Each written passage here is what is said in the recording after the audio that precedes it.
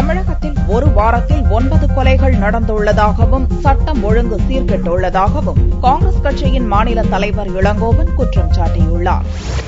தஞ்சையில் செய்தியாளர்களை சந்தித்த காங்கிரஸ் கட்சி தலைவர் இளங்கோவன், காங்கிரஸ் கட்சியின் தயவு இல்லாமல் 2016ஆம் ஆண்டு தமிழகத்தில் யாரும் ஆட்சி அமைக்க முடியாது என்று திட்டவட்டமாக கூறினார். தமிழகத்தில் 7 நாட்களில் 9 கொலைகள் நடந்துள்ள நிலையில் சட்டம் ஒழுங்கை காப்பாற்ற அரசு நடவடிக்கை எடுக்க வேண்டும் என்றும் இளங்கோவன் கேட்டுக் கொண்டார். 9 கொலைகள் நடந்திருக்கின்றன. ரோடுகளிலே செல்கின்ற தாய்மார்களுடைய தாலி செயின்கள் பறிக்கப்படுகின்றன. இதையெல்லாம் காப்பாற்றுவது கிடையாது.